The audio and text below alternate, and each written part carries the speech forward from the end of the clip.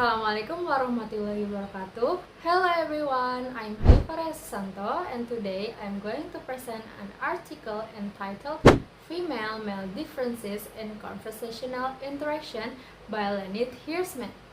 This article is the one of the earliest studies in sociolinguistics that investigate how women and men interact differently during conversation.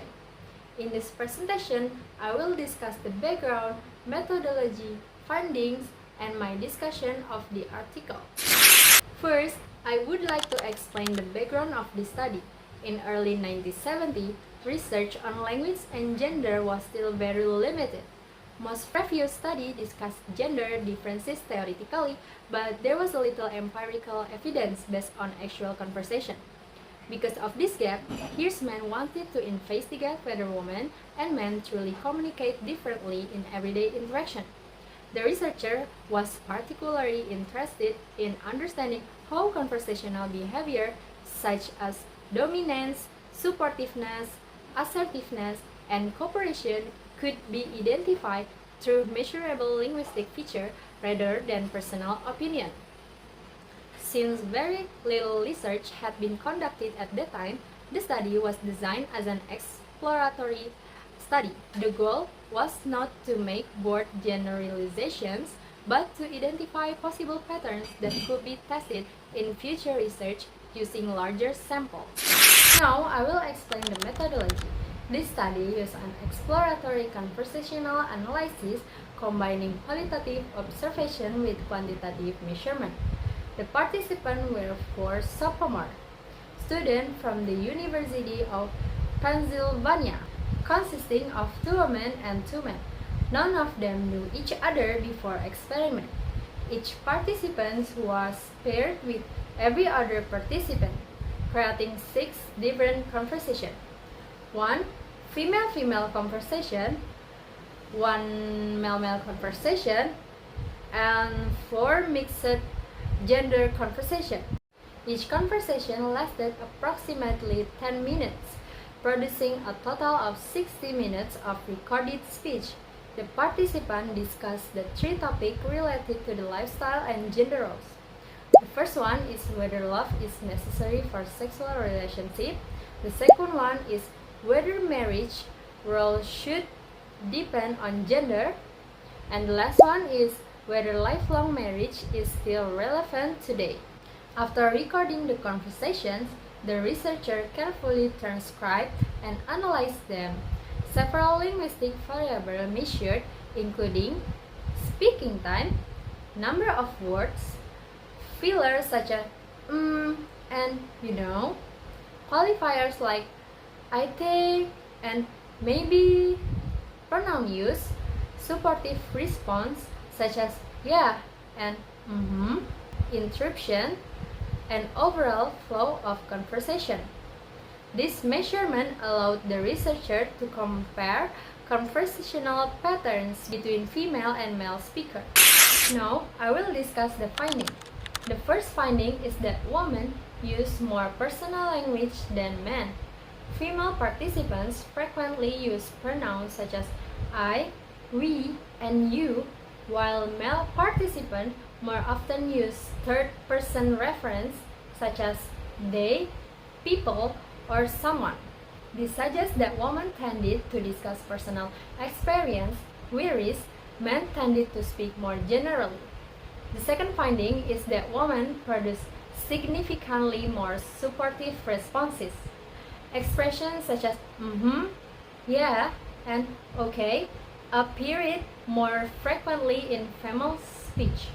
In fact, women use 33 times, while men use it only once. This indicates that women tended to encourage speakers and show active listening during conversation. The third finding is that female-to-female conversation were generally smoother than other conversation. Women showed fewer hesitation, give more supportive responses, and spend more time actively talking, and often develop each other's idea instead of changing the topic. In contrast, male conversation contained more disagreement and argumentative responses. The study also found in mixed gender conversation, women frequently ask questions while men usually answer them. This suggests that women often act as facilitators who maintain the flow of conversation.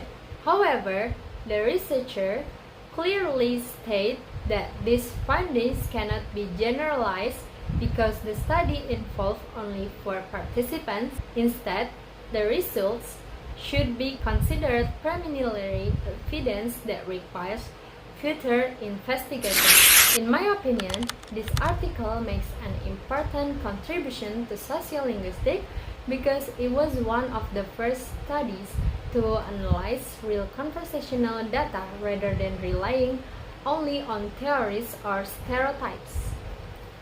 One of its strengths is that researchers examined many different linguistic features such as pronoun, filler, interruption, supportive responses, and conversational flow. These variables later become widely used in language and gender research.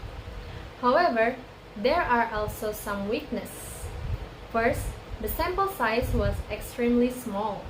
Only 4 participants were involved, making it impossible to generalize the findings to all women and men. Second, all participants came from the same university, had similar education background, were all Caucasian students. This limits the cultural and social diversity of the study. Third, the discussion topic focused mainly on gender roles and relationships. This topic may have influenced the participant speaking styles, so the result might have been different if they had discussed other everyday topics. For future research, this study could be expanded by including participants from different cultures, age, group, occupations, and social background. Researchers could also examine conversation in digital communication, such as online meeting, social media, or messaging application to explore whether gender differences appear in modern communication. Overall, although this study has several limitations, it successfully opened the way for future sociolinguistic research on language and gender. It demonstrates how conversational patterns can reflect broader social relationships and communication styles. To conclude, this article provides valuable insight into how women and men may use different conversational strategies. Although the findings are exploratory, the study became an important foundation for later research in sociolinguistics, especially language and gender topics. So that's all from me. Thank you for your attention. Wassalamualaikum warahmatullahi wabarakatuh. Bye bye.